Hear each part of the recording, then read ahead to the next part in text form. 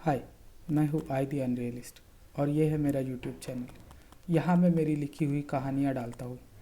आमतौर पर ये हमारे आसपास घटने वाली कोई घटना या कोई छोटा सा मज़ेदार किस्सा होती है, या फिर कभी कभी मन यूं ही टहलने निकल जाता है। ये वहाँ की कहानियाँ होती है। आज भी हम ऐसी ही कहानी लाए हैं, तो चलो शुरू करते हैं। नमस्कार दोस्तों, ये है तालिया, एक टॉक शो। और आज हम चर्चा करने वाले हैं एक ऐसे विषय पर जो सबसे ज़्यादा पब्लिक है और फिर भी सबसे ज़्यादा प्राइवेट है। वो है आर्ट या फिर कला। कलाकार कोई भी कला की प्रैक्टिस क्यों करता है, या फिर किसी इंसान के पास कला एज अ हॉबी होना, इसका मतलब क्या है? क्या आजकल की भाग दौड़ और कंटेंट से भरी दुनिया में पर्सनली कोई कला का होना ज़रूरी है, या कला भी और चीज़ों की तरह पैसे कमाने का बस एक ज़रिया है?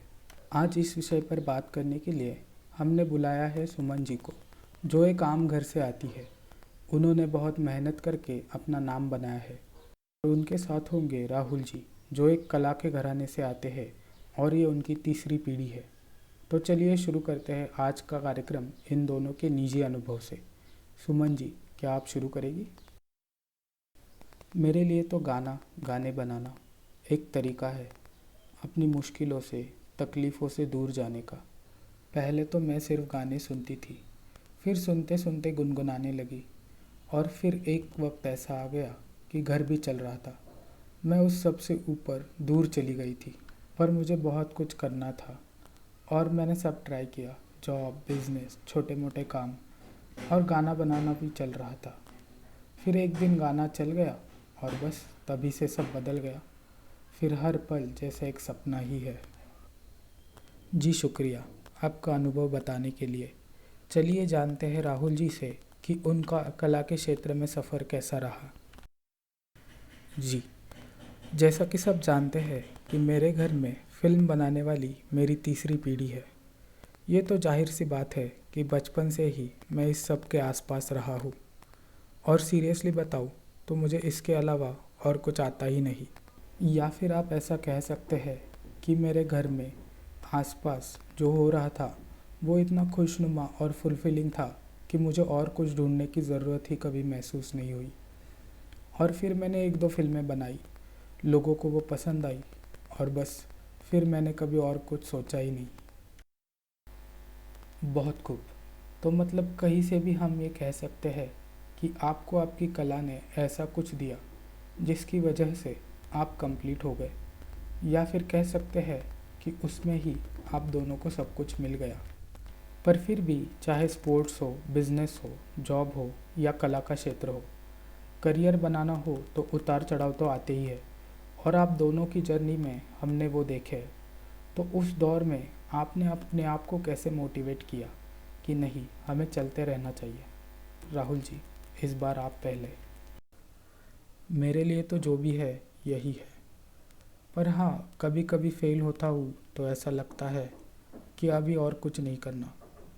बट एक पॉइंट के बाद बोर हो जाता हूँ और फिर ये सोचने लगता हूँ कि मैं और क्या कर सकता हूँ, मैं खुद को और बेटर कैसे बना सकता हूँ, और फिर उस प्रोसेस में फिर नई फिल्म मिल जाती है, और बस।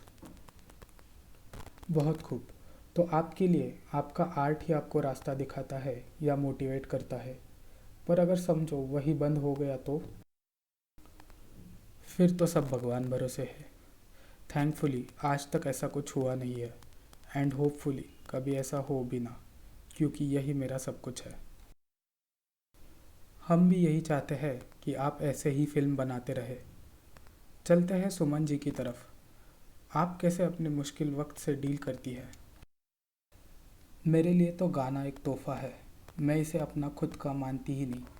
मेरा मानना है कि ये भगवान, डेस्टिनी या फिर मेरी जर्नी का एक पार्ट है, और मैं बहुत शुक्रगुजार हूँ लोगों की मुझे चांस देने के लिए।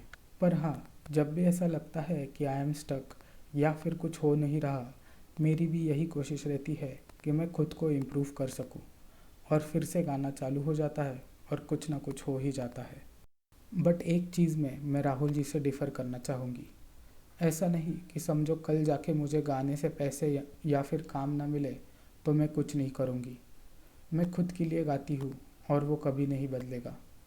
और बाकी सब तो होता रहेगा, मुझे ये विश्वास है। और इंसान का क्या है, आज है कल नहीं, वैसे ही हर चीज़ का है, आज है कल नहीं। तो इतना परेशान होकर भी क्या मिलेगा।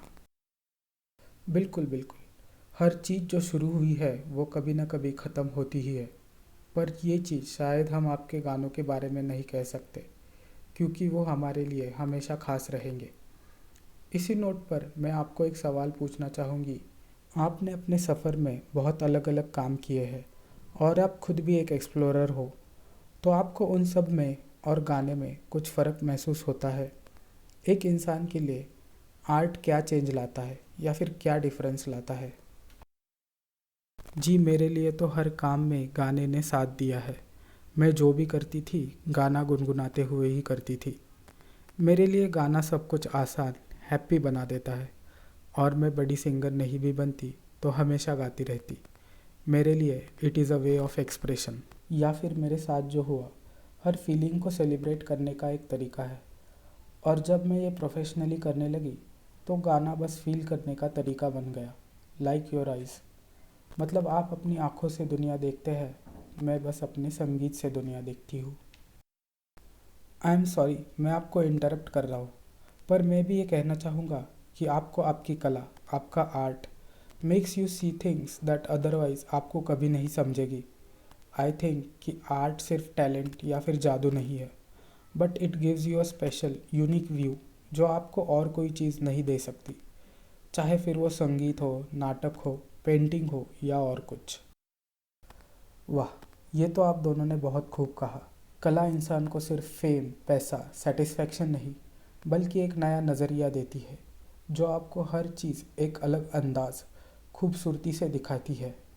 हम ये कह सकते हैं कि कला हमारे जीवन में रंग नहीं भरती, बल्कि हर रंग की खूबसूरती, उसका एहसास, उसे सही तरीके से समझने का एक मौका देती है, नज़रिया देती है।